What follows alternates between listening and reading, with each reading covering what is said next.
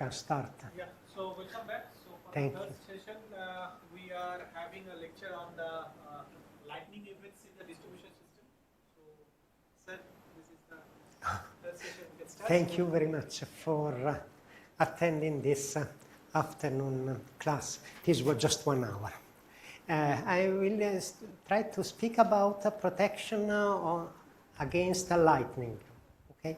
And that are one of the events that may cause faults into the distribution network.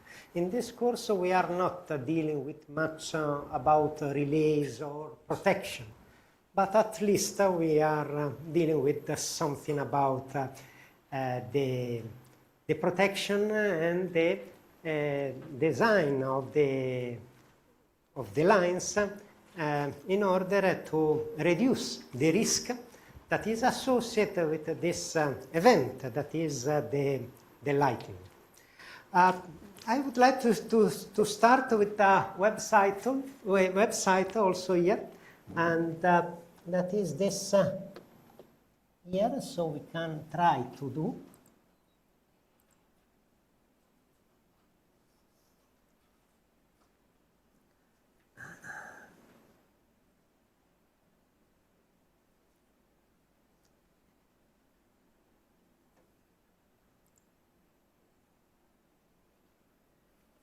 That is a website of India about climate hazard, and there is a part other than extremely false wind hazard, dust storm and so on, that is related to lightning. And there is this map. It is, I mean, the data are 1998, 1013, no? So I don't know if there is something updated, but at least I found this. And it gives, I mean, the idea that not all the areas are affected by the lightning in the same way, but there are areas that are more affected than the others because of weather conditions, and also to orography, for example, mountains with respect to so plain area, and these numbers are the average lightning flashes per square kilometer per day. So per day. I would like to ask you if you know what is a lightning flash. Do you know what is a lightning flash? And what is the lightning event or stroke? Oh, it is due to the fact that lightning is a physical, we can say, phenomenon, in which we have the condition that creates the possibility. I'll change the color. Probably it is this. I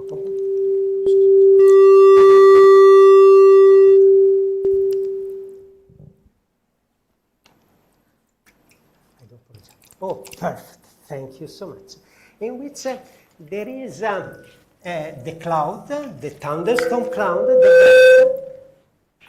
okay, and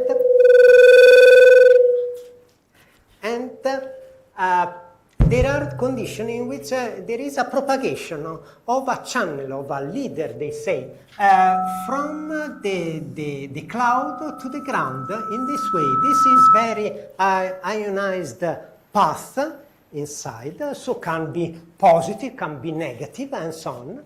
And at some point, I mean, there are also intra-cloud events, but we are not interested in this. We are interested on cloud-to-ground events. And at some point, for example, because of there is a structure, I will not change the color, this very high ionized path, for example, positive, but can also be negative. Both polarities are possible. Since there is this high charge near to the structure, also in the structure there is the creation of ionized path on the other way, and there is the possibility, the chance that these two connects. At that point there is the stroke, so this charge is equalized.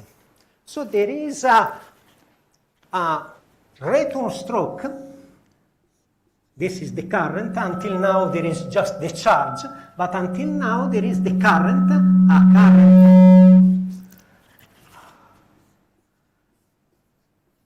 a current wave shape that propagates from the structure, we can say from the ground, this is the ground, to the top at a speed that is a fraction of the speed of light, 1/3 of the speed of light, typically, no? Okay. This is called a stroke. But since the path is already ionized after the first stroke, then since the channel is already ionized, depending on the condition, you may have also after some times that the charge from the cloud follows the same path or practically the same path. Can be, for example, from that way to another structure nearby, no? And creates therefore another stroke, retro stroke. So retro stroke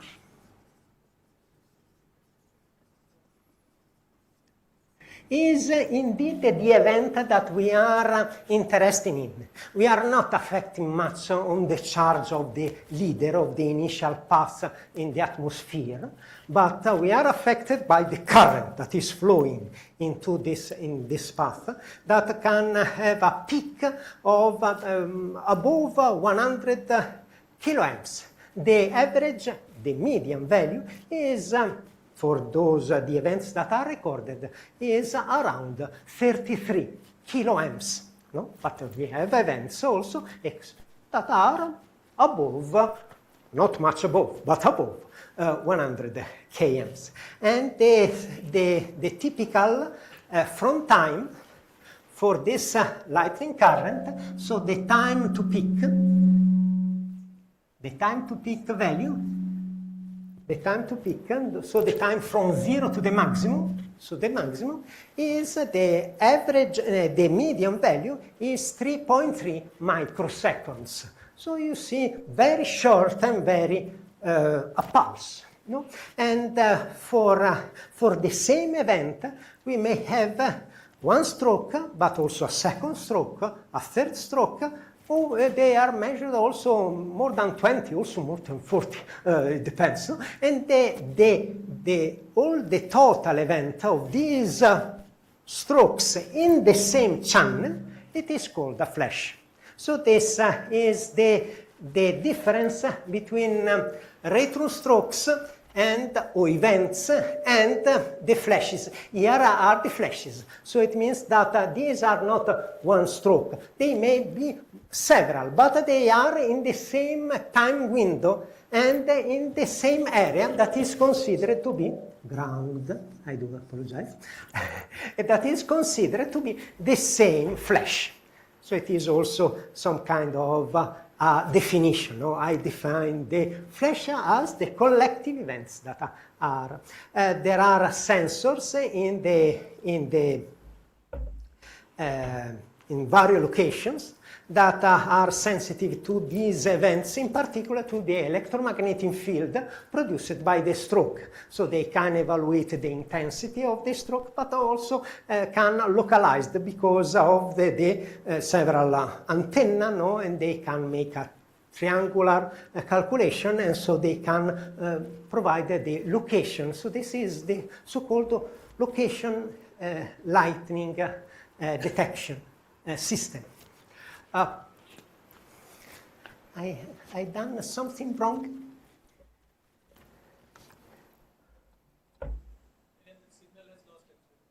No problem at all, because I would like to open another website, so in the way that is coming.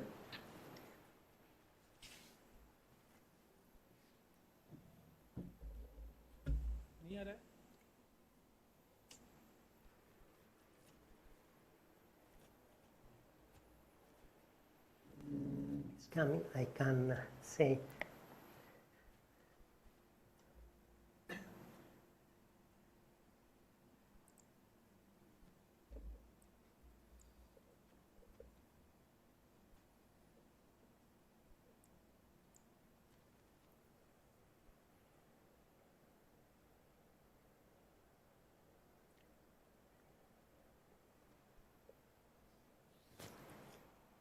Good.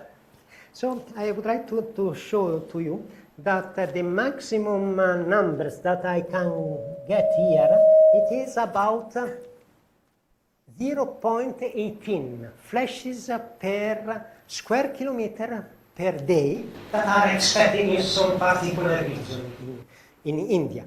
And if we multiplied by the number of the days per year, it is in the order, 18 multiplies by 100 multiplies by 3, probably 60, no? And I will show to you a map that is more updated, that gives instead the number of events, because it is from the company that mainly sells these antennas for the lightning location system, that is Vaisala, and has collected all the data for around the world and so on. So and you see that the numbers are much higher than those, but because they detect each stroke. So when they speak about event, it is each stroke that they can detect, even though in the usual maps they are collected in a flash.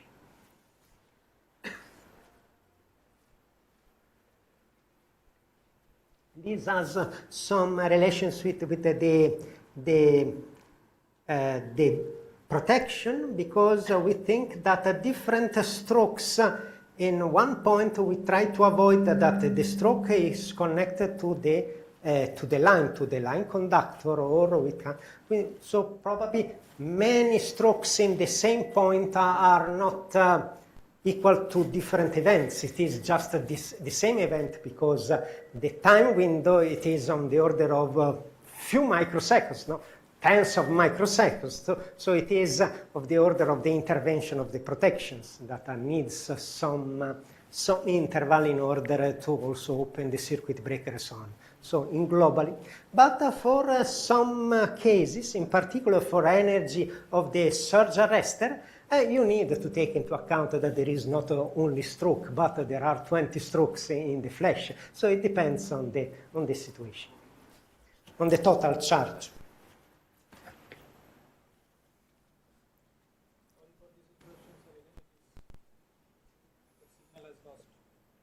Oh, no, no problem at all.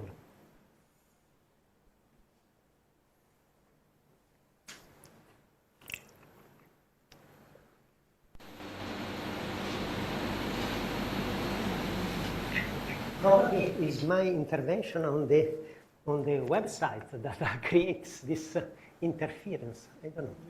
But I don't have any other website to show to you, so it is the last.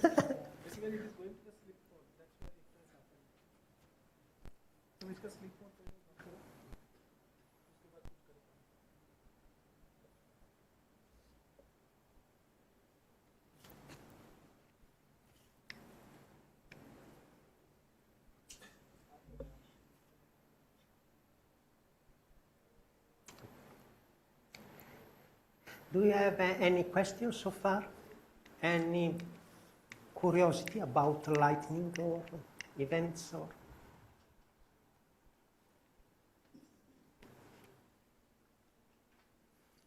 Yeah. One of the things that are mostly affecting me when we are dealing with lightning and so on is that in the lab, we say that the current waveform of the lightning strikes, it is a 2D exponential waveform, very, very clean, and this is just because of the limitation, the capabilities of the high voltage generators that we have in the lab that allows, they are designed in order to provide a certain waveform. So in general, I design this waveform, no, like the lightning current. But if you actually measure the current at the channel base of the lightning, or the current can be, the waveform is a natural event, so can be varied. You can also have some waveforms that have two peaks. No, or very different. No, so it is. Our idea that the pulse of the current of the lightning at the channel base is just a two exponential function. It is just because our generators in the voltage lab, they reproduce this behavior. But in the reality, I mean, the waveform can be very different. Indeed, it is not so easy to measure, indeed, the current, because the current, we said, that can be also several tens of kiloamps. So in general, we protect us, not put the instrument there in order to measure the current. So the equipment, it is quite sophisticated in order to survive, not to measure the current and so on. Most of the measurements for the currents and the statistics that you see in the standards, the average time to peak, the maximum peak of the current, what is the positive or negative, and so on, they are derived by measurements from towers. So there are also, I don't know, Toronto, there is a tower also. There are also many towers, no, in the city. So in many of them, there are some equipment in order to measure this current, and this provides the statistics for the actual behavior, no, waveform of the current to the ground. Yeah. Current transformer and potential transformer. Yes, and this is Rogowski coil, for example. It is one of the tools that are needed. Yeah, in order to have this recorded, this behavior, and having the statistics. Good, very good. So I can try. I hope not to disturb. Oh, this is another thing. Oh, this is the website of the Vaisala, the manufacturer of these antennas for the lightning location system, and provides the number of events per square kilometer per year. You see, it goes from 1 to 100, and you see, oh, okay, I can start with the region of Italy, but we can go also in India, and you see that, I don't know if we have here in this part, I don't know, probably here are 8 events per square kilometer per year, here 16 events per square kilometer, 32, and then 48, and then there are also some spots, no, above 80 events per square kilometer per year. You see that it is varying. I mean, these maps are, very specific for all these regions. And you see here also with a difference of some, I don't know how many kilometers, probably tens of kilometers, probably 100 kilometers.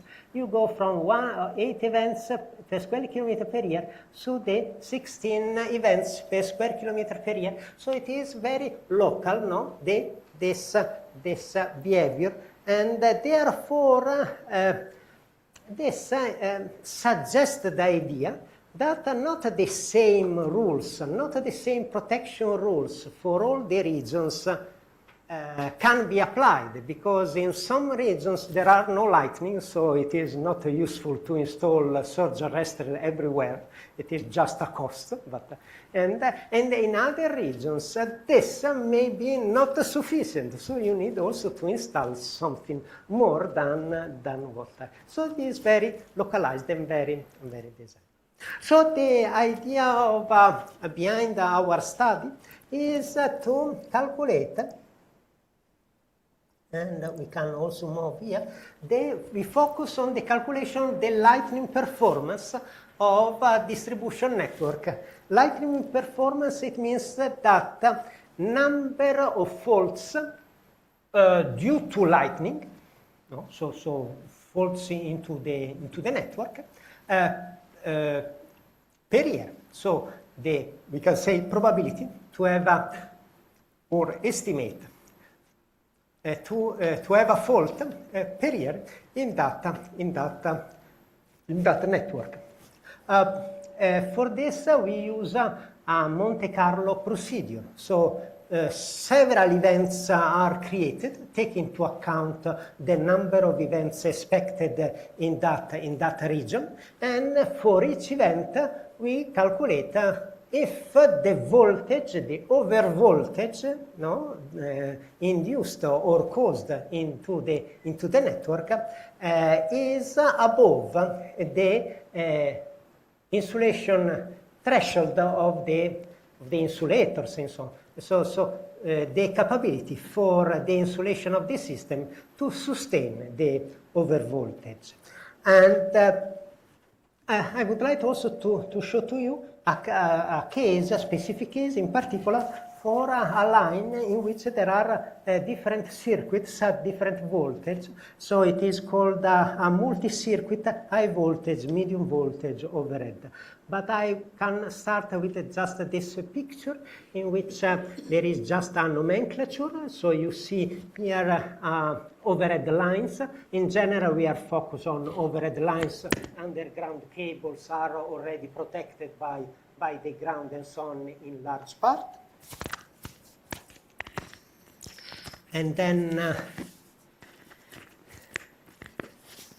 you see the conductors in some lines, not in all. It is also installed this wire above that is connected to ground, so the shield wire, and these devices are the surge arrestor. So if the voltage increases too much with respect to the rated voltage, they provide a low impedance path to ground, to the lightning current, and then it is the transformer. So we can distinguish between direct strikes in which there is a connection of the leader, and so there is the strike directly to the conductors, and this is in general associated with a shielding failure. So we are expecting in general that the direct strikes is to the shield wire and or another structure nearby, and if it is connected directly to the conductor,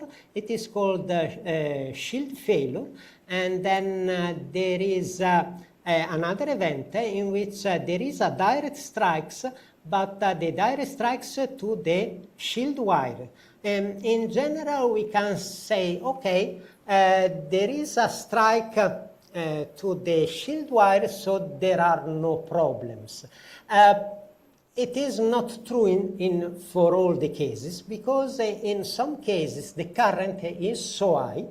You can think about 100 km, that this current is flowing to ground, but the impedance of the pole and the impedance of the grounding is not zero. So you can multiply this 100 kiloamps for the typical grounding resistance of the poles. I don't know which is the grounding resistance. 20 ohms? 10 ohms? Or you can multiply it is the megavolt. So you see that this is a line of 20 kilovolt, or 11 kilovolt. There is no insulation that can sustain the megavolt. So you have this kind of problem, the back flashover. So there is a flash from the pole to the line conductors because of the high voltage that is reached by the pole when it is subjected to a very high current. But there is another effect that is the fact that we can have indirect strikes, so strikes not to the structure directly, but on the vicinity. For example, there is a line with buildings and the strikes is on the buildings around the line or in the terrain around, because there is a tree, no, nearby to the line. So in this case, the current is not flowing directly in the line conductors, but this very intensive pulse, no, of current is creating a pulse also associated with the electromagnetic field, the so-called lamp lightning electromagnetic pulse. And this pulse electromagnetic is coupling with the line conductors of the line, so induce voltages. So this is mainly the picture. Do you have any questions so far with this picture? So this is the lamp. So what is the lighting performance of distribution lines? In general, we speak about a diagram in which in the x-axis we put the insulation level in kilovolt for the line insulation. In the y-axis, the number of induced voltage with magnitude exceeding the value in abscissa. So the number of events that creates an overvoltage larger than the insulation level of the line. In order to minimize the number of annual flashover to lightning, including indirect events, that a distribution overhead line may experience. And of course, is as a function of insulation level, line construction design, ground flash density. So there are some standards, and I put here the classical one, the 1410 guide for improving the lighting performance of electric power overhead distribution lines, and also this document that is from SIGRE, protection of medium voltage and low voltage network. The typical figures that are there, therefore, are like this. Here it is the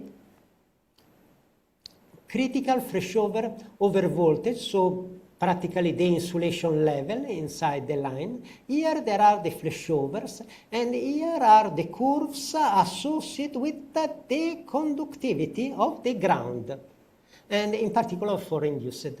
And you see that this is for ideal ground, this is for conductivity of 10 millisiemens per meter, and this is the ground conductivity for 1 millisiemens per meter.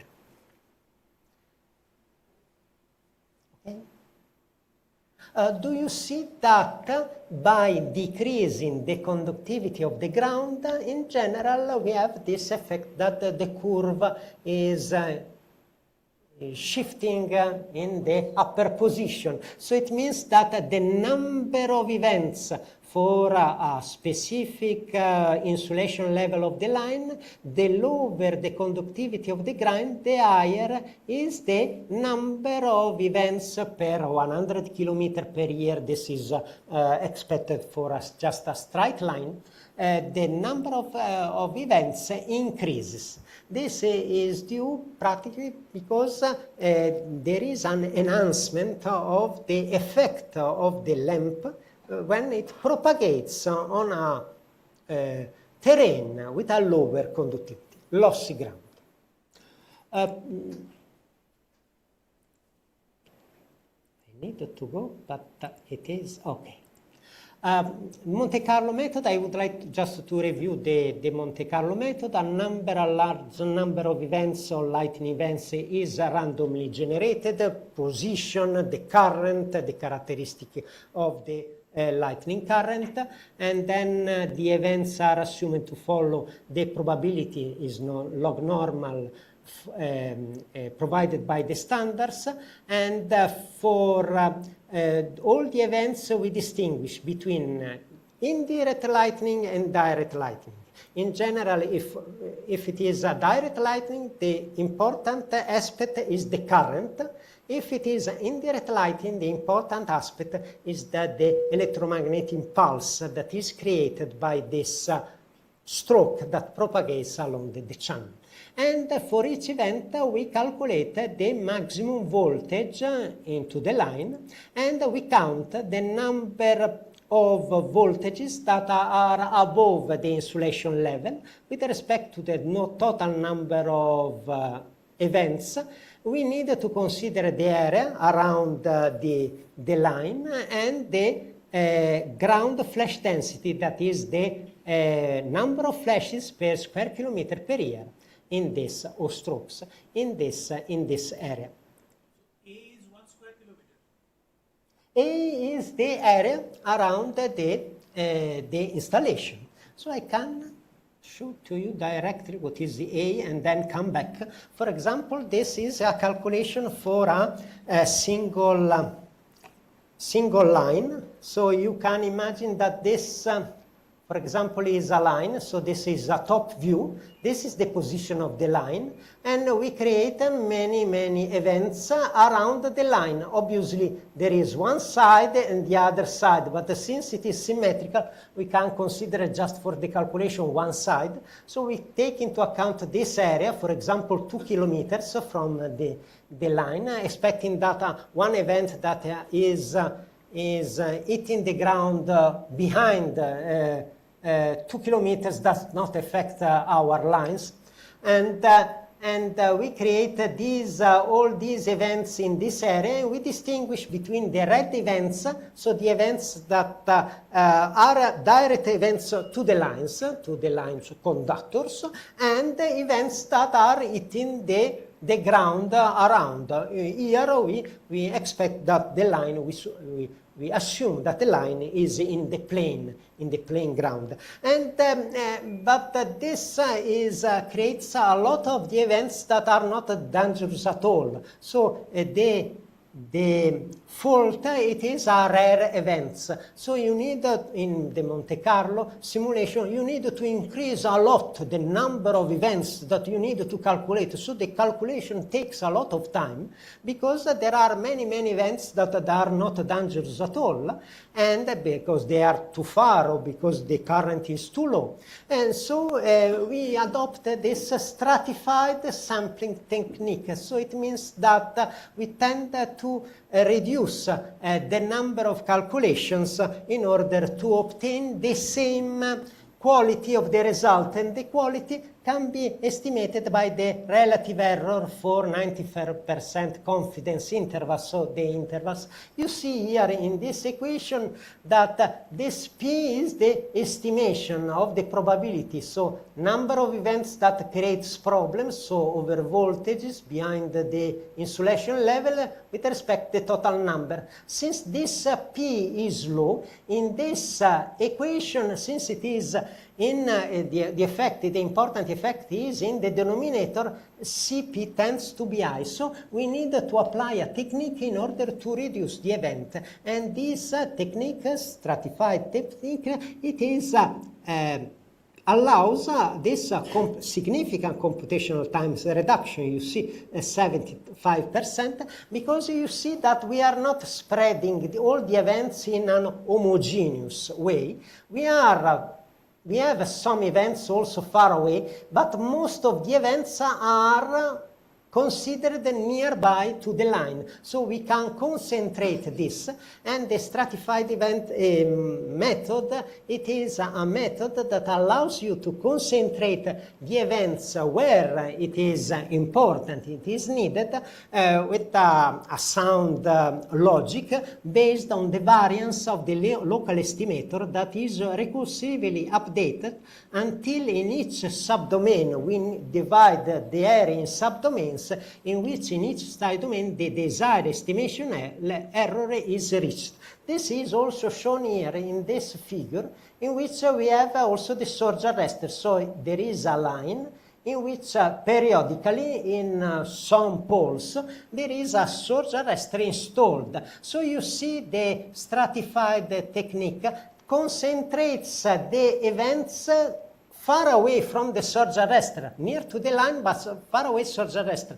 We are not considering many events here because these events are not so important, because since they are near to where there is the surge arrestor installed, then they cannot create an important overvoltage into the line. There is also a table here that indicates the time saved, and this is also repeated for a more complex configuration, not a straight line, and these diagrams above indicates the advantages.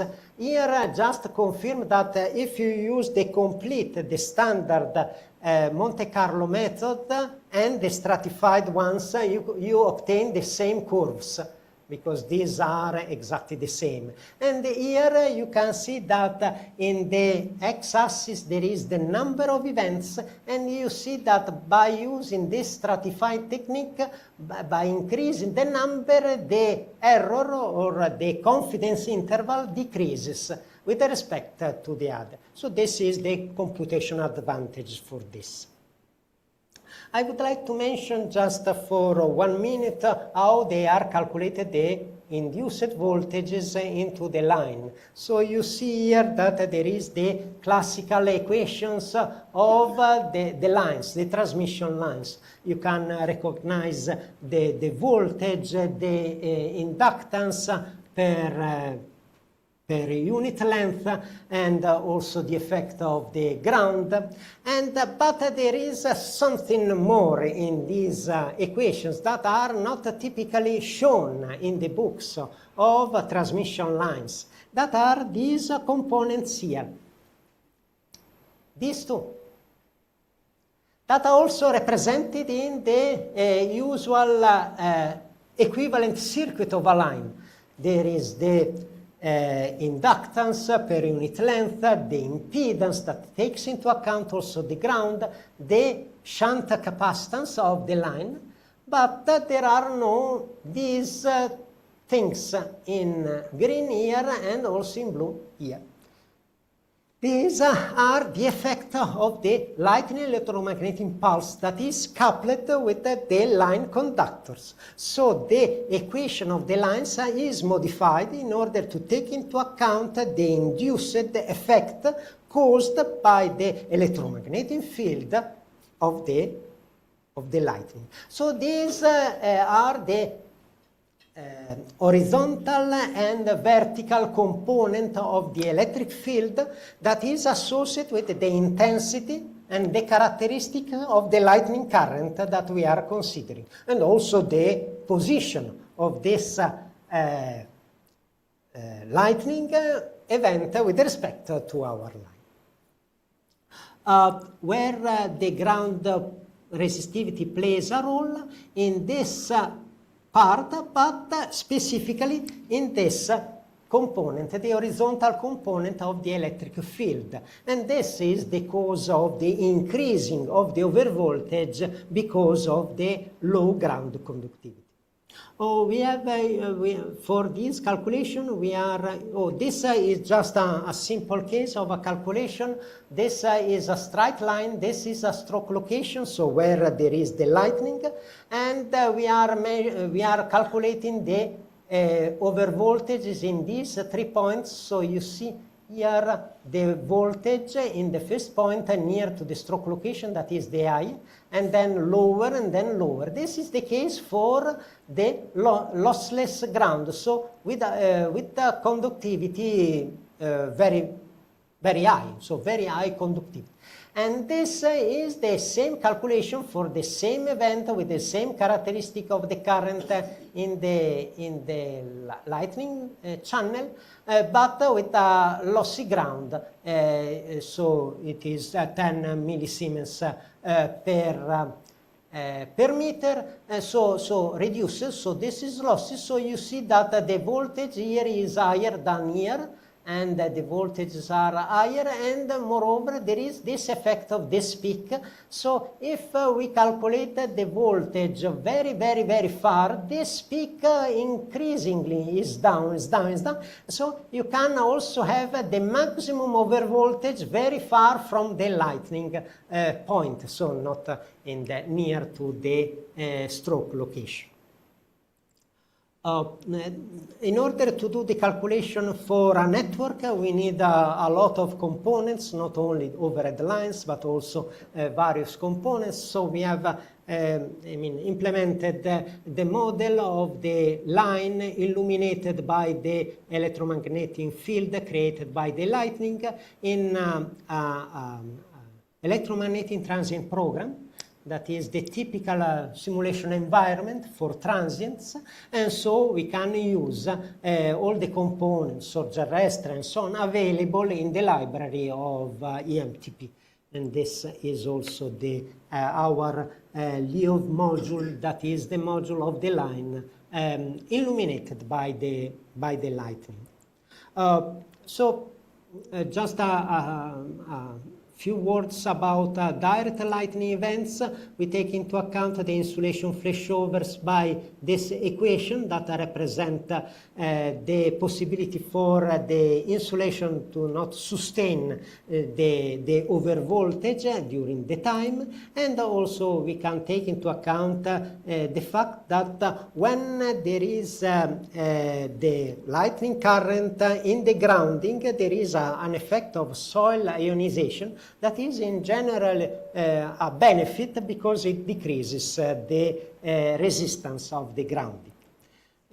So I would like to show just this calculation for a real distribution network in Brazil. I will not go again in the website. Yeah. Yeah. As you suggested, we are not considering here the area where the surge arrestor is installed, because it can protect the lightning surges. It can protect against the lightning surges. Yes. But but the probability of failure of the surge arrestor is very high. Yes. Then in that case, will the Monte Carlo method will give the accurate results? Yes, because if with the Monte Carlo method we can calculate the current that is flowing into the surge arrestor and the energy. So we can have a statistics of the energy associated with the intervention of the surge arrestor. So the higher the energy, probably the higher is the probability that one of the surge arrestor will be in failure, no? But the problem of the surge arrestor is that they are affected by faults, and therefore indeed this idea was behind this project for this network of the real distribution network in Brazil, because they wanted to limit the number of surge arresters there in order to decrease the maintenance cost of replacement and also the risk that some of those are not working properly. So the failure rate is high just because of the zinc oxide inside the surge arrestor, or any other specific reason? I have not understood. Can you repeat? Sir, I'm saying the zinc oxide we are using inside the surge arrestor. Yeah. Because of that, the failure rate of the surge arrestor is high. Yeah. Or some other specific reason. I want to say that is there any specific reason in distribution system and in transmission system, or the same reason of failure is there? Probably the same. The technology in transmission system can be a little bit different. They may use also gap surge arrestor that may be less affected by something, no? So, but more or less the technology is similar in transmission and distribution, and also the same idea that reducing the number of surge arresters may be useful in order to reduce the cost and reduce these effects. So this was also the idea here for this network in Brazil. it is in the southern part of Brazil, so there are a lot of lightning events during the year, so the number of flashes per year is quite high. And so it is in this region, so you see also the network here. And we take calculation procedure. The topology of the network is extracted from the geographic information system, and a procedure automatically discretizes each line to meet the finite difference FTTD requirements. That is the technique, the numerical technique that we use in order to calculate the transient in the line. So we discretize the line in 5 meters in general. And then we built the model in the EMTP software, and we calculated the statistics, so the number of events that are causing problems. And the idea is to calculate the mean time between failure for each medium voltage, low voltage transformer. If the mean time between failure is low, it means that there are too much problems in that area, and therefore it gives an indication where to put the surge arrestor or increase the protection in the area. And this is just the figure. Yeah.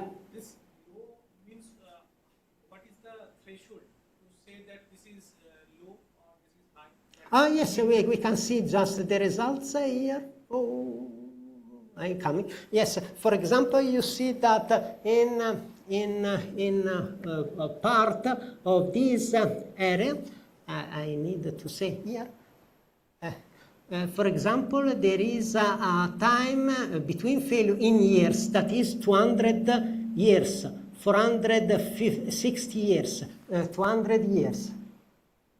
Yeah, so it means that this area is very well protected. There are parts of this that in which it is just 26 year, 34 years, and 47 years here. So it means that you might expect in some year, no, a problem. So by this idea that the lower the number, the increased problems, you can see an area in which without including additional surge arrestor, the expected number of events, so the time between failure, is so long that is not, useful to put a surge arrestor there. And there are other parts of the network in which an installation of the surge arrestor may be improved, or at least the typical idea of this distribution system network operating, the surge arrestor installed in a transformer and in the others, so they are helping each other. So it is an area that is much more protected than an area in which there are very few laterals, few lines. So putting a surge arrestor there is very important. I can also go back just to show to you the procedure, that is the scheme of the network, the generation of all the events, red and blue, that we have seen before. And then this is the time domain simulation. This is the software environment, EMTP, with the lines and the various components. And these are just the characteristics of the poles that are included, and just an example of the overvoltage that are calculated in the observation points. Another thing that we have considered is the fact that in many urban areas the lines are not in the playing ground but are near to the buildings. So there is a shielding effect by the building. So the probability to have a problem into the line is lower than a line that is alone in the open ground. So how much this?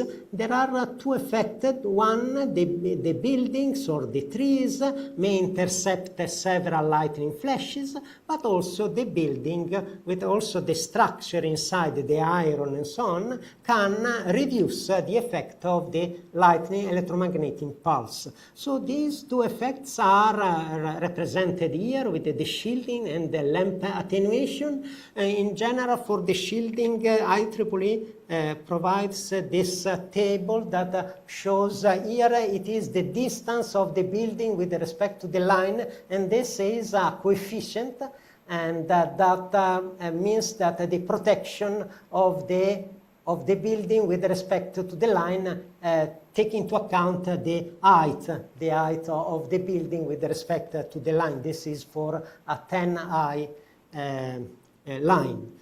So a line with the conductors 10 meters from the ground.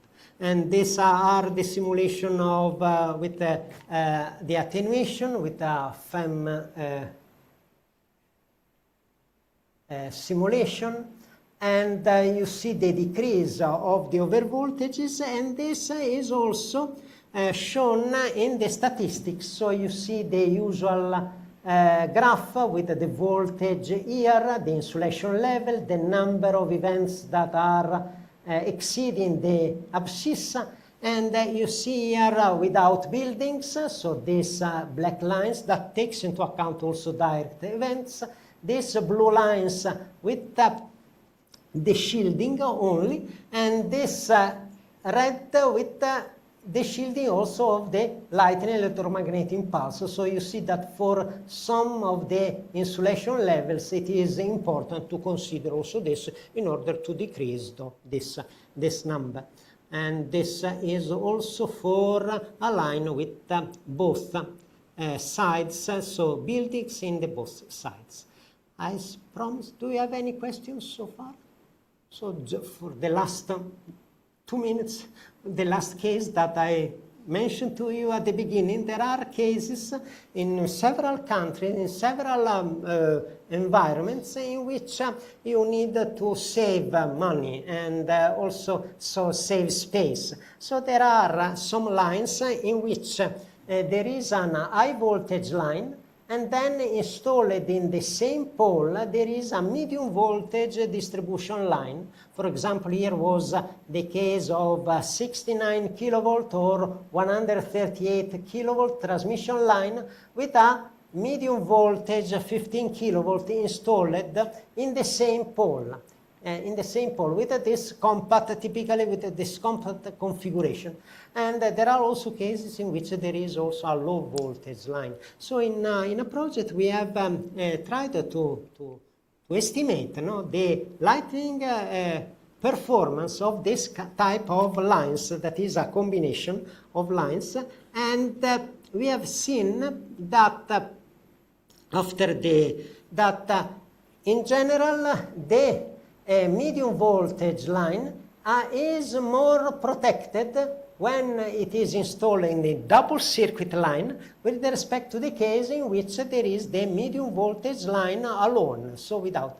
Because although the higher height of the transmission line collects more lightning, the shielding provided by the high voltage line conductors is, exceeding, at least in this case, and the effect. So the medium voltage line below, it results more protected. There is another effect that is very peculiar, is that along the line you can also have a low voltage installation, so transformers, medium voltage, low voltage transformer, and in some case, in some conditions, you have that the neutral of the low voltage line is affected by the effect. So this is the overvoltage in the neutral on the other side of a medium voltage, low voltage transformers that is connected to the medium voltage line in the double circuit. This concludes this part. If you have any question, any idea?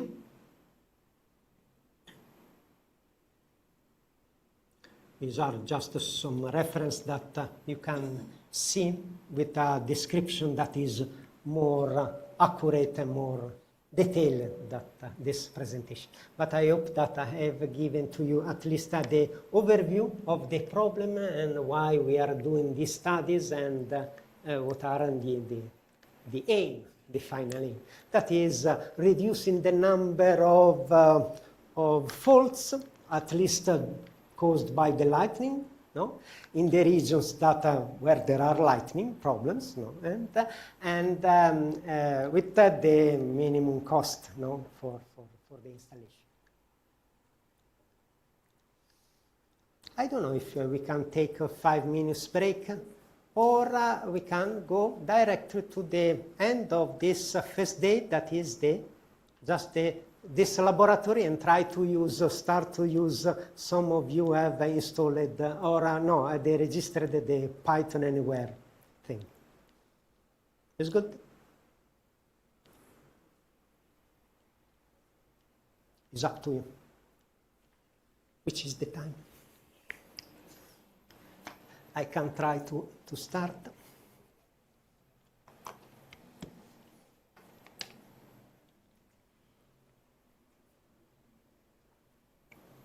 So here it is written 15:30, so we are perfect on time. I was embarrassed to organize this laboratory because at the beginning with Professor Mitra and so on, we were speaking about a laboratory, no, in order to do something in the computer, but which is the tool, no, and we can. We asked them to register to that link. Yeah. So, did you register? Everybody have registered? Oh, no. It is not mandatory. So I am opening also myself and try to. Charger? I don't know. I need to open.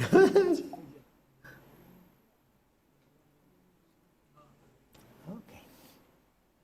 So we can try to do something very simple for today, but also the other days will be very simple, but this is just introductive to see what happens. So I need to see here.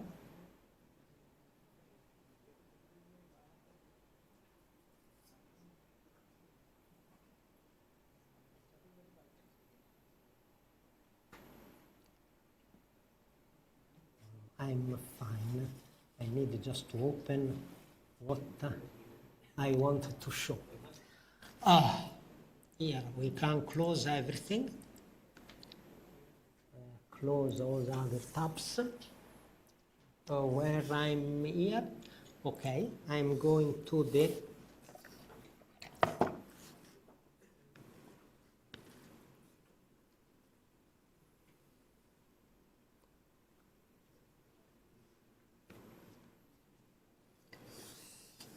here a login. Logged into your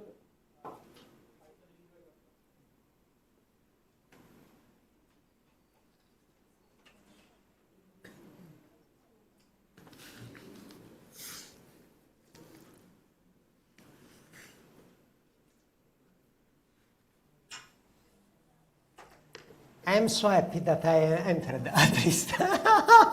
Because you know, in another computer there is always the problem of the password, no? Because it is not memorized. This is it is from the laboratory, but it is fixed with the projector, so it is the very good. So this is the environment. Probably, how many of you have already used Python anywhere? Just raise hands. How many of you have used Python? Or Python in general, or also Python anywhere? Python in general. So you can ask yourself, why don't use one of the nice environments of Python? Was because they are all different from each other, so we can use this that is just online. So we can try to do the calculation online, so by using this environment. As also installed many things, almost all that we will use, so we don't need to install anything. You know that Python is a collection of things, so it is not something specific. There are many tools that you can add and so on. Here in Python Anywhere, they are, the most used, they are already installed. So this is getting much help for us. You can see that there is also a space in which you can store your files, so you don't lose the files when you switch off this website. We will just save the file here. And we are at this point. So if you agree, I will try to put some very stupid things, no, in this environment in order to see if I can calculate something, no, just to try to see whether it is used. So in order to do this, I will just click on Files here, and I will put another files. So we can make together a script and try to see if it is calculated. Now it is blocked. The idea is that we can put a new file and then we can calculate. One thing, in order to calculate, to make the calculation, so making the things running, the name of the file needs to be .py. No? Otherwise, the system does not recognize that the file is Python. Although it's Python, if it is not a .py, it does not recognize that. I have here many things, so I will put on another directory. Probably for you, it is not so important, so we can say GIAN.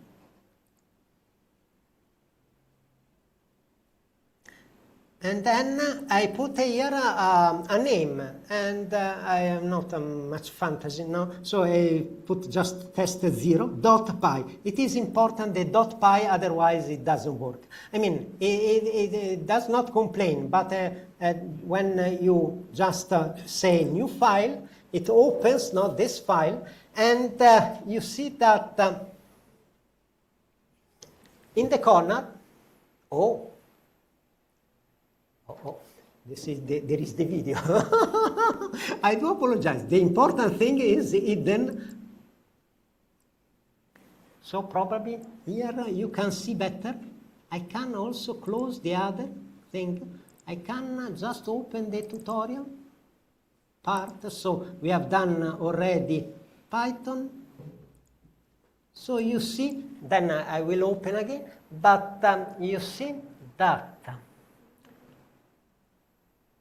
it is this page, and you see here in this position, but in your computer is more visible, this is run. If the name of the file does not ends with a .py, there is not this run. It is all the same, but without the run. So it is not useful. Any questions so far? Can you open? Did you open already? Thank you so much. I will just show to you that this environment calculates something at the beginning, just saying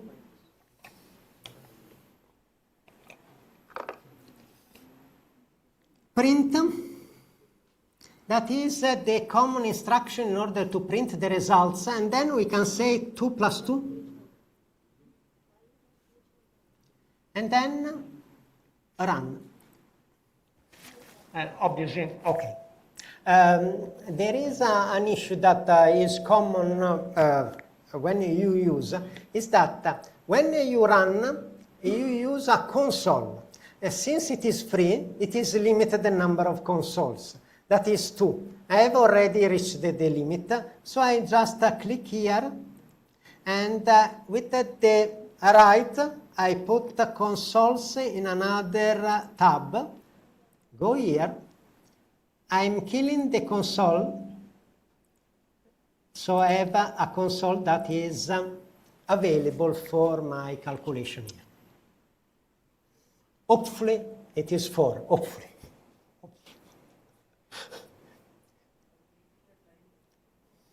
Oh, there are many things. Oh, then, 4. So we have done the first calculation. 2 plus 2, it is 4. So we can use for just for this calculation. But in general, we don't use in this way, so a calculator. And you see that the same instruction that you put in the white part, you can put also in the black part, that is the output of the console. So you can say here 2 plus 2, it is 4, and 5 times I don't know, 9, it is 45. So calculate. So you can use as a calculator. But the typical way is that we assign, and so we can speak about types. I need to find a symbol here, as usual. And there is this special symbol that you see the symbol there. It is just the can you see? I don't know if it is visible or not. I don't know if I can also increase a little bit this. Can you see better? That symbol? How do you call this? That symbol? It is a symbol that is used by Python in order to comment. So we can say dash, okay? So this is the types, so we can say types, and then I will decrease a little bit this environment, try to not to make the thing very bad. And then we can say A equal, for example, to 4, and if we do this, we can print the type of A, and if we run, I can do also in the black part, but I do apologize. So I'm saving, I'm going back, test.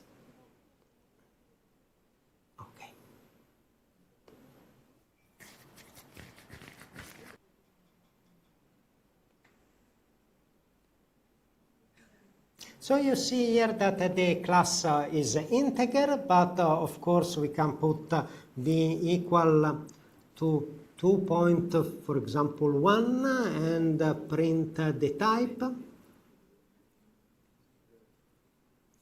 of b, and run or doing this.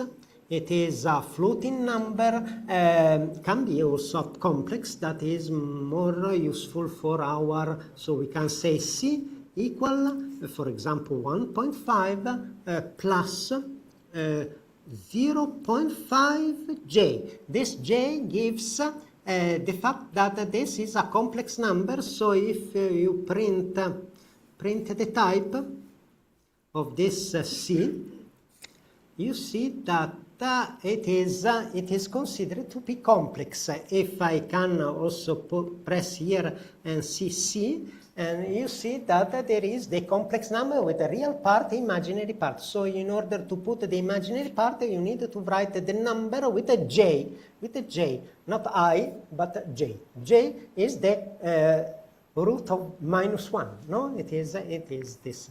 There are also other types, Boolean and so on.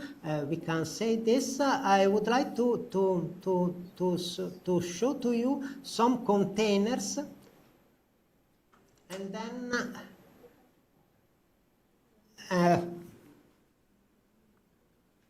that is a list. I put here something that it is not so useful, but just an introduction. It is in order to show to you containers. Containers, the list, so I will put the colors, but it can be also numbers, no? Numbers or everything. And in order to do the containers, you need to open the bracket, and then we can print our names of the colors. For example, I don't know if this is the correct character or this. Probably this. It is red. And then, for example, blue, green,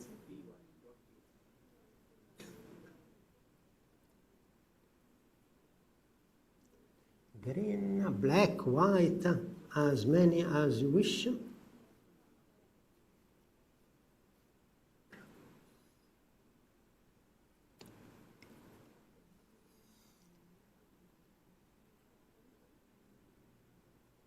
Then we can close this, and then we can print the type. Print the type of colors. We can also print the second color.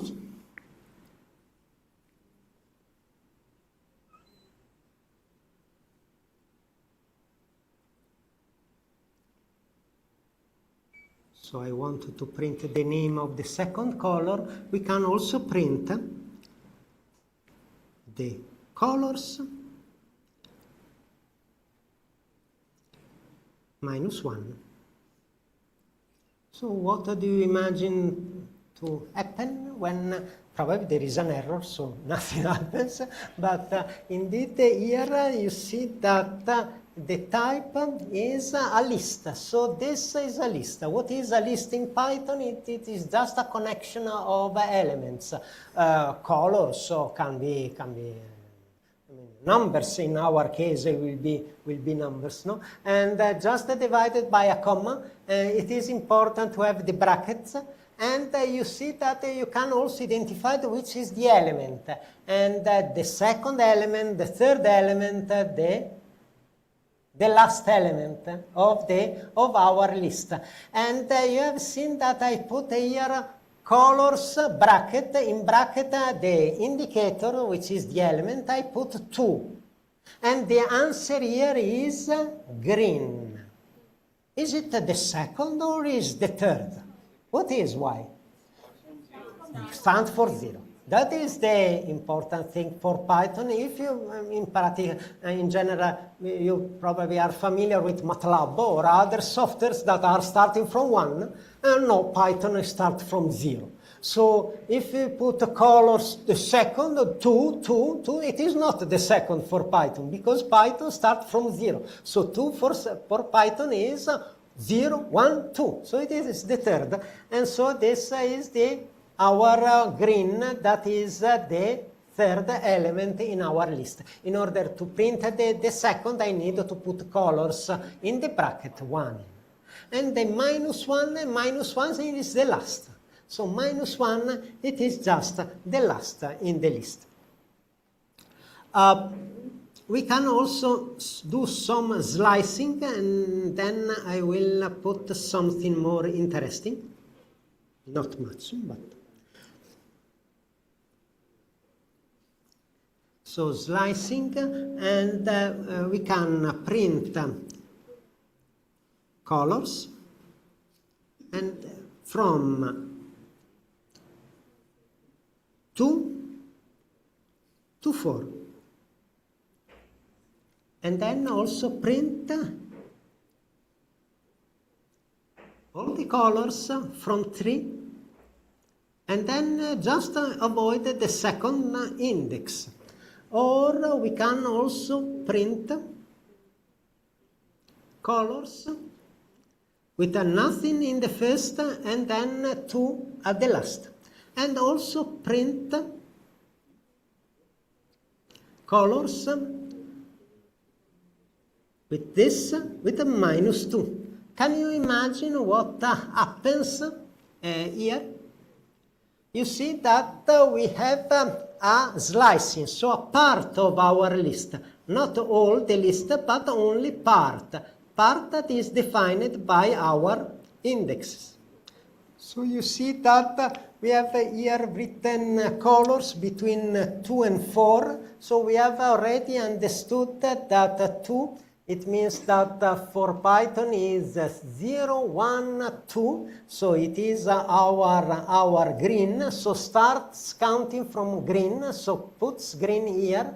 And then until 4. So 2, 3, that is the black, and the number 4 is not included. So you put the index of the first that is included, the last one is not included. If you print from 3 and above, you can see that there is the third, it is black, so it is black, so it is black and white. And if you put just the nothing and then the column and then 2, you start from the first one. So you start from the red. -2, you see that it is from the end. So you start with the white. I do apologize. You start, yes, -2. So you start white -1, -2. -2 is not included and includes all the others from the beginning. Any questions so far? So I would like to say that we can obviously modify our list. So our list is not, there are the square bracket. No? So with the square bracket we can modify the list. So we can say that, for example, colors 0 is no more red, but we want to put a yellow. So I put here just yellow and print again the colors. And you see that our white, it is replaced, hopefully, by the yellow here. I would like to, obviously the list can include numbers and character and so on, but we have in general in our calculation it is very useful to have matrices. How to have matrices in Python or in basic Python? It is quite difficult. It is because these lists are just a collection of elements, but matrices for us is a structure, no? So in general we use a tool of Python, and we need to import this tool that is a numerical calculation in Python. Also, the pi number is not available in Python. All these things that are very common are not available. We need to import a library that is in general NumPy. Numerical Python. How to import NumPy? We need to import, we can import in all the points of our file, but in general we put this import at the beginning just for convenience, just to know that we are using this, and we can import at the beginning, import NumPy. And in general NumPy is considered to be long to be written, so in general we import as NP. So here we can, is it fine for everybody, this instruction here? Import NumPy numerical Python, so it is the name of the library, and we import as NP, so we use NP instead of NumPy. In this way, we can define the matrices, so we can, for example,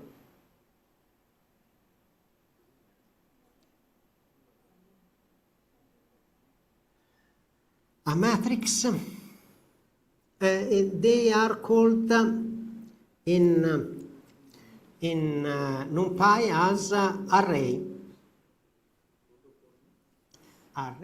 So we can say array A1 equal, and then NP array, and then we open the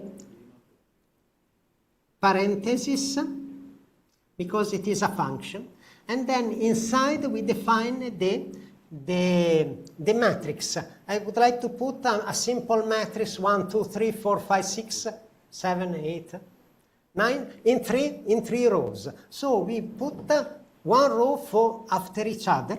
So the first thing that you need to remember is that in Python you need to put as many brackets as the dimension. So we want a matrix with 3 rows, 3 columns. So it is a 2-dimensional matrix. So we need to start with 2 brackets. And the first is for the whole matrix. The second for the first line. And then we put the first line, 1, 2, 3. Then we close the first line, comma. We put the second line, for example, 4, 5, 6. We close the second line, and then the third line is 7, 8, 9. And then we close, and then we can also show print A1, and then run, and you can see, hopefully, there is an error. I do apologize, because you open 2 brackets, but you need to close also the 2 brackets. So also there is an indication of the error when I'm saving, okay?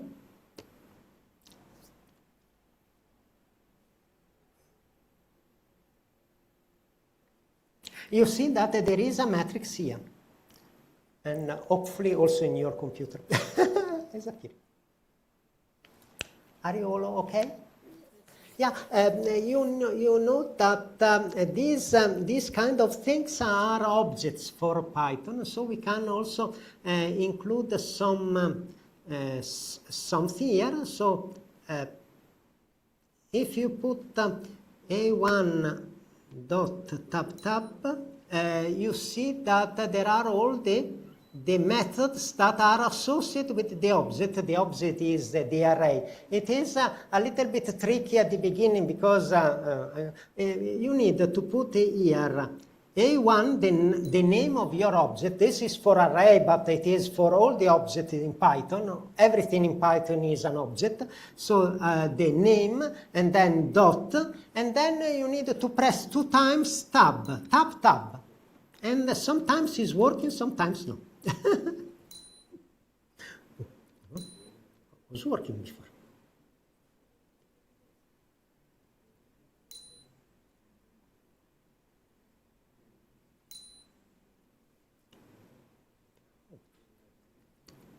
Okay, now it is here. So, and you see that all these types, for example, we can focus on the first one, A1 dot big T. What is this? It is, we can say, print. Hopefully it is working, I don't know. T.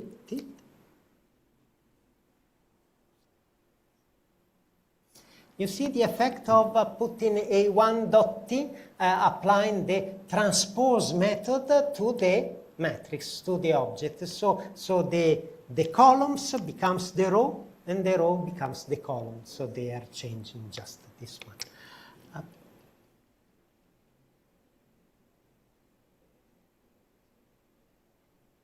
I would like to show to you some control flows that may be useful in the calculation. There are also many methods you have seen for the arrays. I would like also to show to you some control flow. So I put here control flow. And I will start with the construct of the typical if. Else if in Python is elif and then else. So I'm putting a equal to 2. Okay. And then I'm saying if a is equal to 1, you say it is false, so it doesn't matter.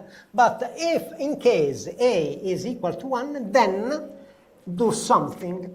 In order to say then do something, we put a column. So we put just a column here. And then we can say print 1. And then you see that I'm not putting any semicolon at the end and so on in Python. They are not needed there. And then, you have seen that Python has not the end and has not the parenthesis in order to delimit what to do if there is a condition. So you see that also your software has put the indicator, no, not in the first column, but with a little space, an indent. There are 4 spaces, but can be also 1. It is useful. So in order to understand how it is working in Python, you need to understand that Python has not an end if is not needed, because it is just the alignment of the instructions. So you see that if a is equal to 1, I print 1, and then I don't want to do nothing else. So I'm going back to the first column, because if I'm continuing to follow this alignment, it means that all the things that I'm writing there are done when a is equal to 1, but I wanted to print just 1. So I'm going back to the first column and I say elif. So, for example, a equal to 2. You see, equal in this case, it is just a comparison between the value of a and value of 2. And then I want to print 2. And then if the number is different, so we can put else, always the column, and then we can say print. It is not 1, it is not 2, it is a lot. If we do this,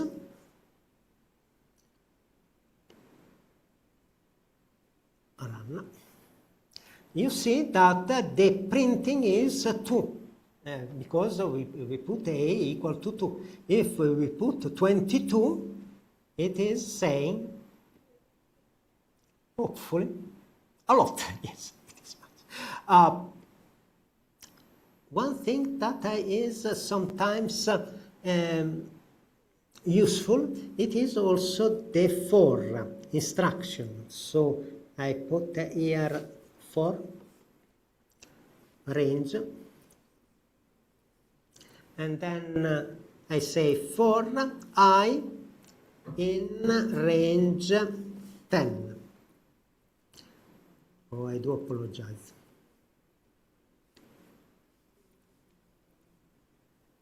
And then the column.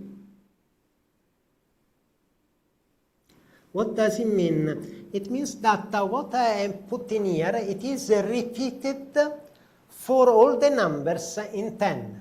So starting from 0. So 0, 1, 2, 3, and so on, and so forth, and so forth. And what I'm doing here, I will print just the index. So I print I. So if you print I need to put this print in a little bit now with the indent, no? Because we are inside the range. If I print this, you see that it is printed 0, 1, 2, 3, and so on until 9, because they are 10 elements starting from 0. There is also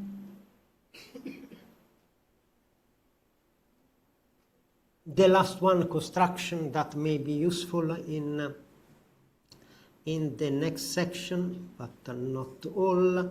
It is while. So the construction while. And for example, I can say while the absolute value of a number, for example, number z, is lower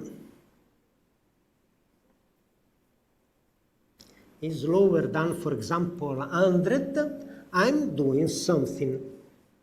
Obviously, in order to work, I need to define z at the beginning, so I put z equal to 1 plus 1j. So it is a complex number, 1, real part, imaginary part. And then I put here, and until the absolute value is lower than 100, I'm doing an operation, z equal to z square. How to put square in Python? It is double times. So it is, I need to find this. So this, it means that z is raised to 2.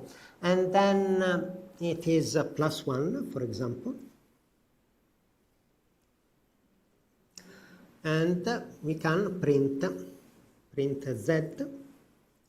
And we can also put something complex, more complex here. So while the absolute value of z is lower than 100, we do this calculation, we print. But if the imaginary part becomes lower than 0, negative,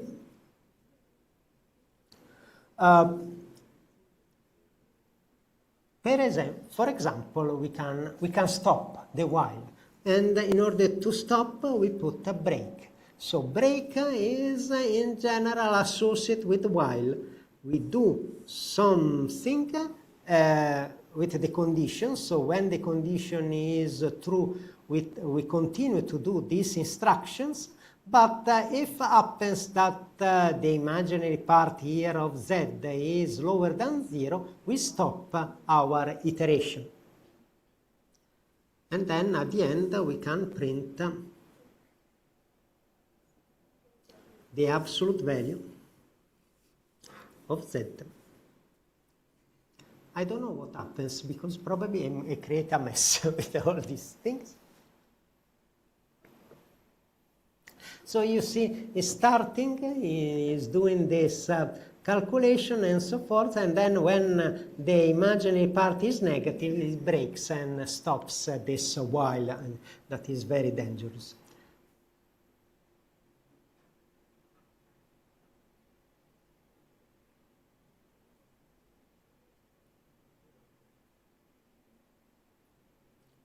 I would like to put some other two instruction for the array. There are something that is a little bit tricky, but it is just a curiosity. It is the identity.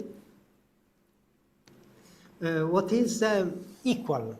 And I will put A equal to 1 and B equal to 1 point. So it is the same number. If we print A equal to B, we will get a result that is true. I mean, A is equal to 1, B is equal to 1 point, dot. It is the same. But we can also print in Python A is B. And you see that the result is, I don't know, it is difficult to anticipate the result because there is always the risk that it is something is happening that is not so good. But you see here that is the first is true, so A is equal to B, but when we ask A is B, so the identity, I mean, it is false because we have just put this dot. This was just a curiosity, and I put here, I would like to say something more about the arrays.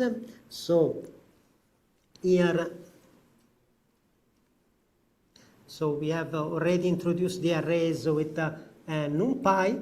We can say A equal to np.array, and then open and close the parenthesis. In this case, I will put not a matrix, but just a vector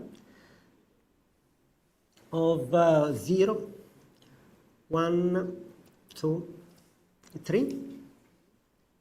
And then I would like to print type of A,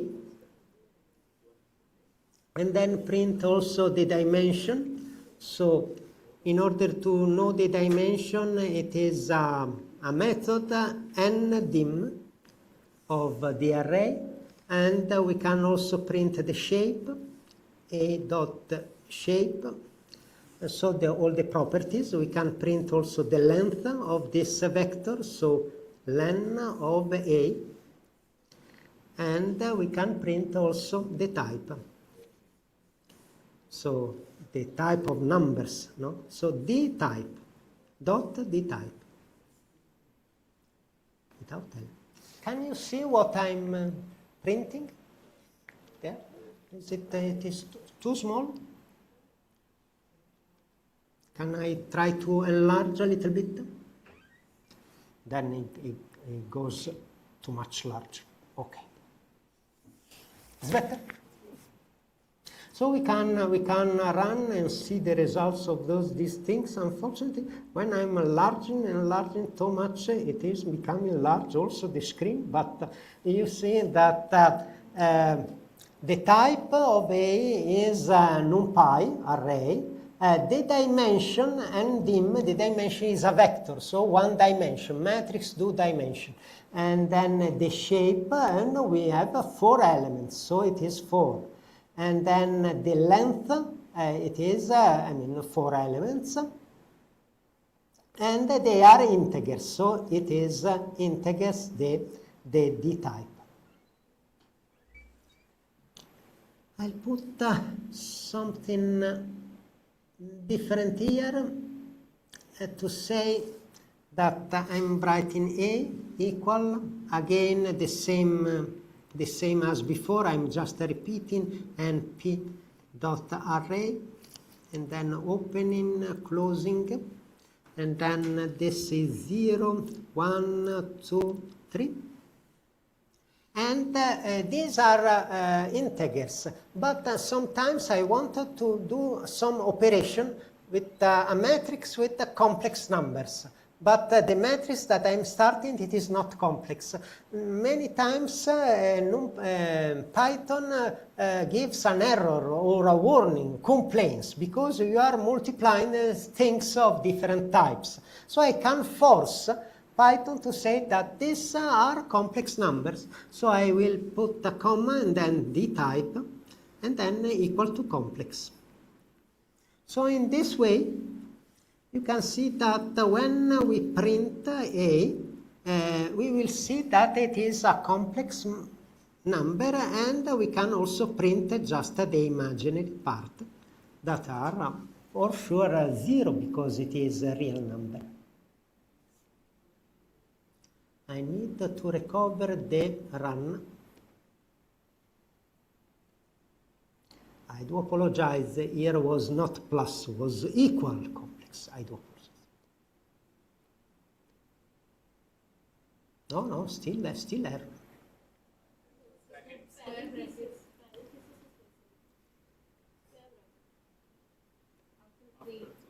After 3, this parenthesis is not the appropriate one, is a bracket. Thank you so much.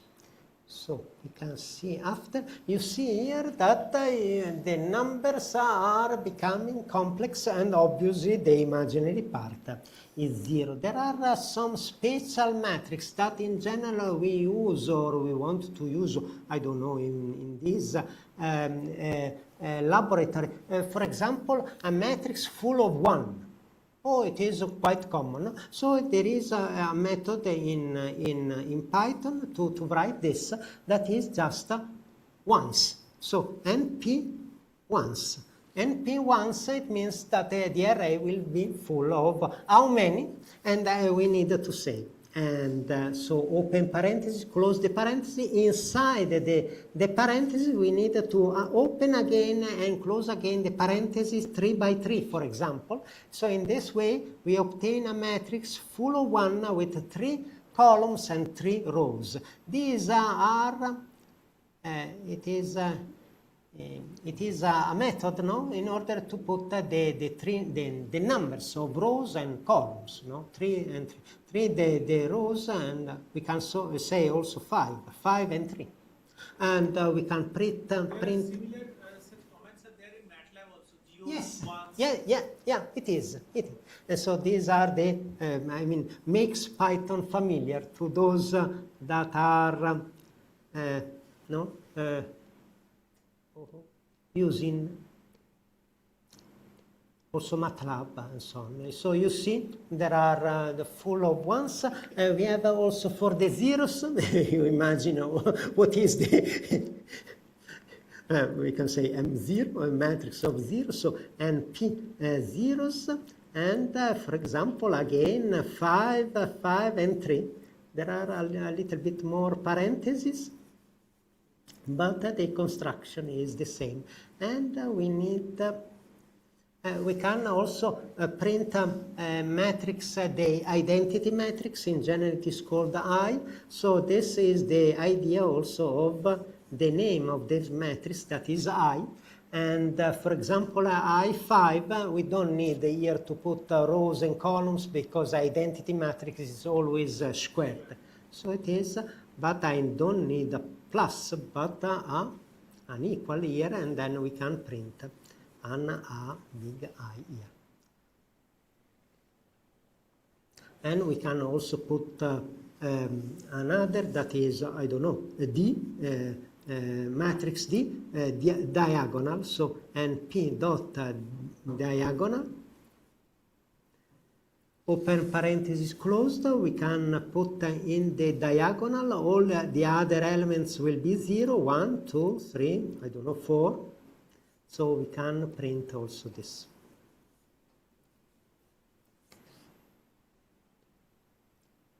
And this is that.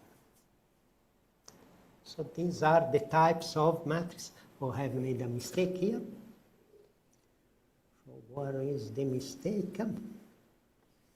I put here diagonal. It is indeed, it is not diagonal, it is diag, only diag. Run. You see the diagonal matrix here, the identity with the diagonal all 1, the zeros, and the matrix 1.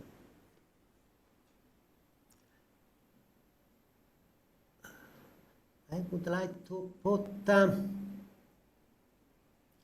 some basic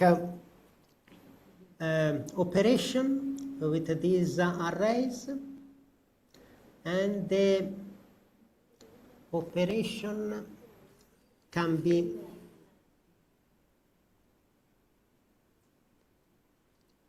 oh, I don't know, some operation, so operation can be, for example, print of a matrix A multiplied by 2, or for example, and we can print also the matrix A plus 1, all the elements, and we can also A is here, I don't know if you remember what is A. It is this this vector, and we can create another vector B of ones, and one row and 4 elements. So we can print A times B in this way. So you see that by multiplying by 2, we just double the elements. Of course, 0 double is 0, and then 1 it becomes 2, and then 4, and then 3 it is 6. If we add 1, you see that it is just added 1, and then at the end we can multiply the 2 vectors. But you know that there is another multiplication, another product between arrays that is interesting. That is the internal product, no? The scalar product between obviously vectors. So the row to column product. So we can see here, for example, C equal to NP once and 3, 3. So we create a matrix full of ones with 3 rows and 3 columns. And then, okay, we can print C. And then we can print C, this symbol C. And we can compare the result with this kind of operation here. C at, no? Commercial A and C. What is the difference? We can see the results if there are errors.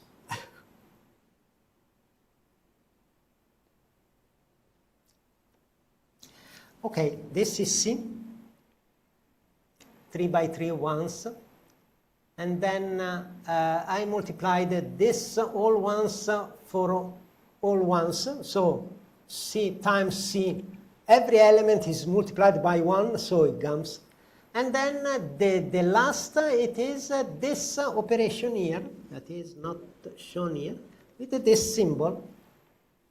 So it means that it is not the multiplication element by element, but it is the row by columns multiplication. So the first row is 1 for the columns, every element is this 3, 3, 3, 3. See, every element is this 3. The difference with MATLAB is that we have in Python a symbol that is different. In order to do the dot product, we use this symbol. This means the product, the row by column. We can also do the inverse, and I will just put here, of the matrix, and A equal to NP array. I will just put a matrix that has 2 rows and 2 columns. So I'm opening 2 brackets. The first row is 1, 2, and the second row it is 3, 4. I'm closing the bracket here, and then we can do the inverse of this matrix. And in order to use this, we need to write the inverse function that is hidden in NumPy, because it is np.linalg.inv.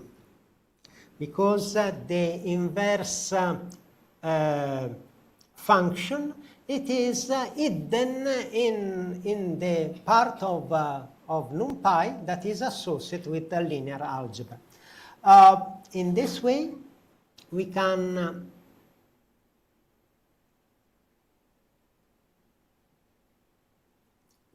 put the inverse of A, and also print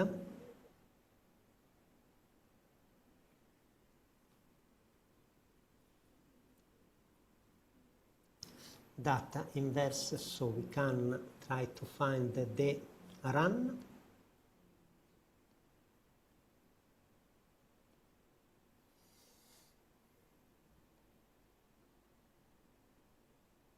Okay, it's going. So this is expected to be the inverse of our matrix. In order to simplify, sometimes writing all these things, so NP linalg inv, we can do something at the beginning. So we can go at the beginning of the file, in general at the beginning of the file, we do this operation and extract the inverse function from the library. So we can say from np dot linalg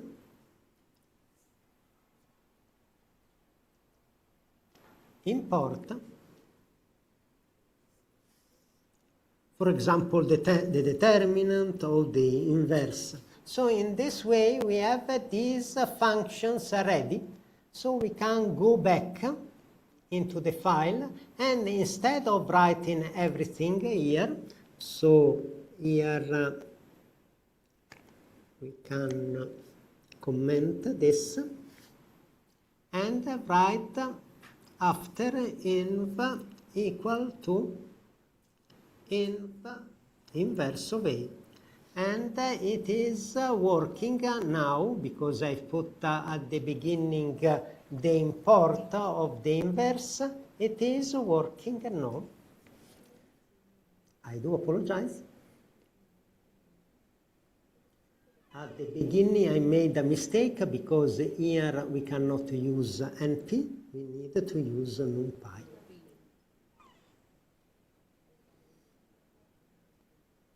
So at the end it is working, and apparently it is working in the same way.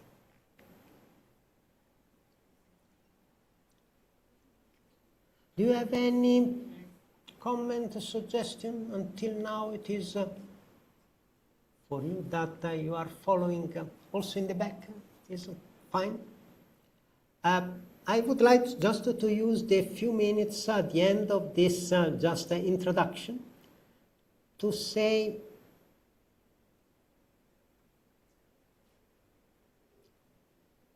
one thing about functions.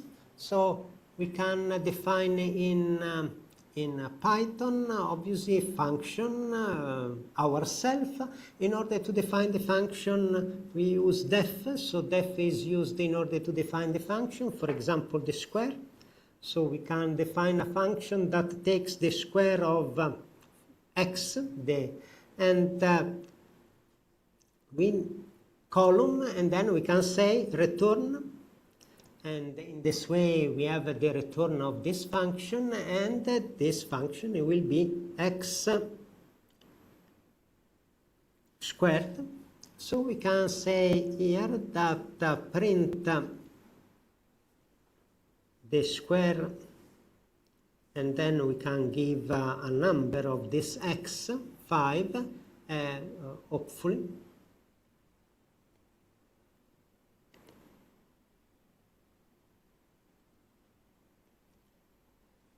This gives 25, so we can group many instructions in this function. And another thing that I would like to show to you, it is the class. I've said before that Python uses objects, no? So collection of objects, everything is object. So we can create also our object here.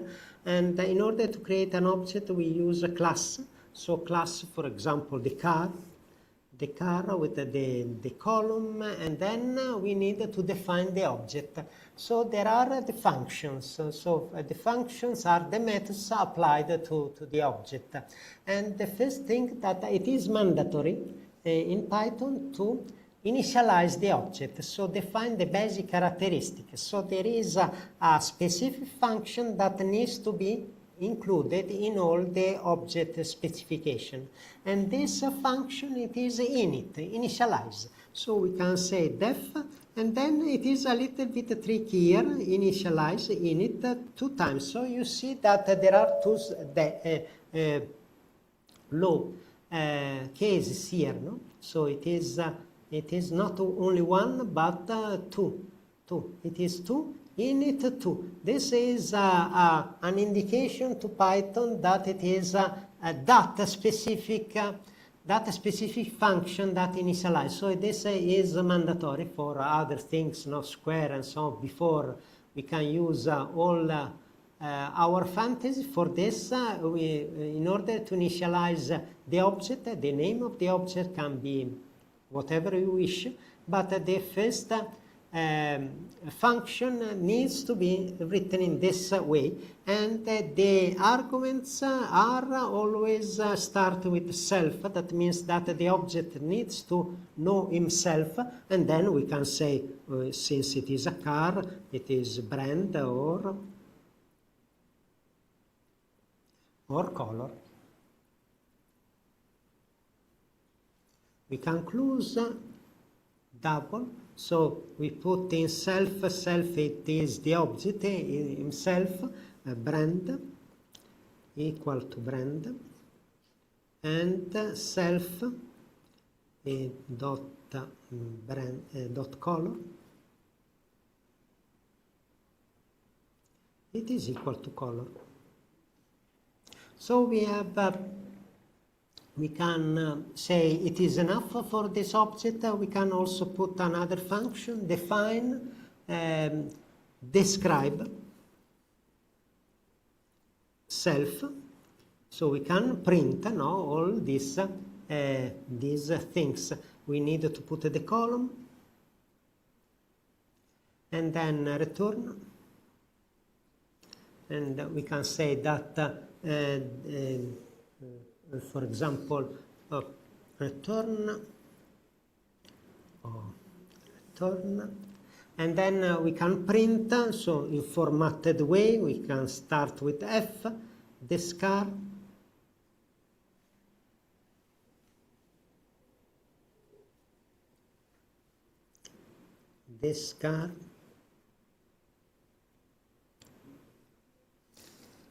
is a, and then in parentheses, in braces, we put what we want to print, and this is self dot color, and then the brand in braces self dot brand.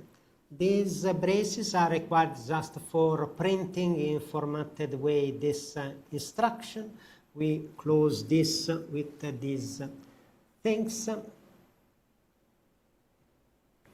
and then we can say here, I don't know if you have a favorite car. We can say that my car equal, what is the brand here in India? I don't know. Tata. So we can call our object, so you see that car is the name of our object, and we put in parentheses. Obviously we don't put self, but we need to put the brand and color. So here we can put then red. I don't know if I am a mistake, and then we can print the object. So print the function inside the object. We have put a function that is described. So we can say my car, because now self, what we have called before self, it is my car. So it is my car, dot, and then we put our function that is described. So we collect the result of this function here in this print. So we can put here. The only thing is that you see that described as only self.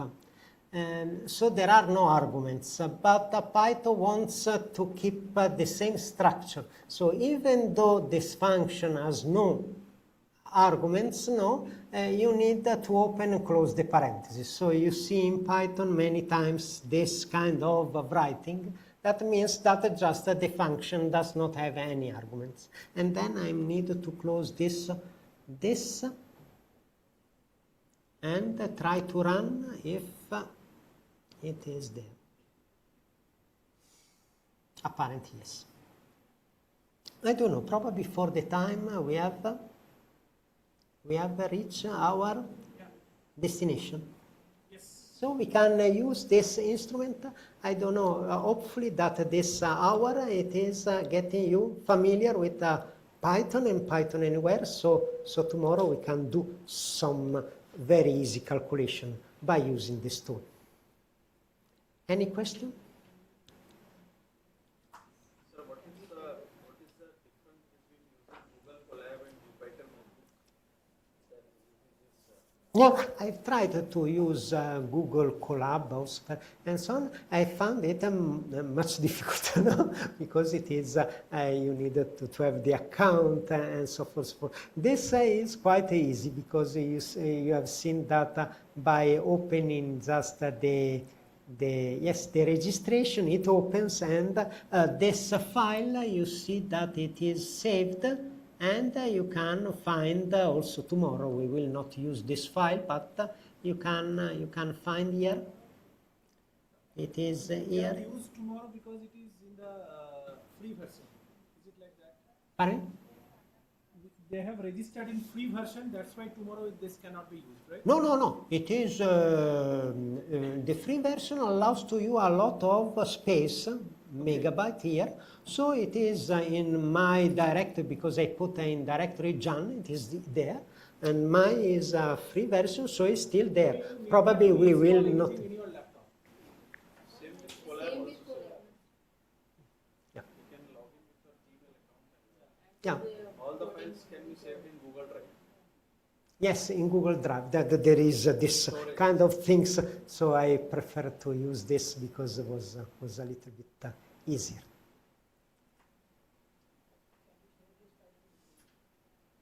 These files? Yes, of course. Yeah. Yeah. We'll share this. Now I'm just can do my. So this is a long day break. So we'll again meet tomorrow. So tea is outside. You can have some tea. Oh, Thank you, thank sir. you. Thank you to you for your patience because. Your childless speech. Thank you so much. So we'll again meet tomorrow 10 o'clock.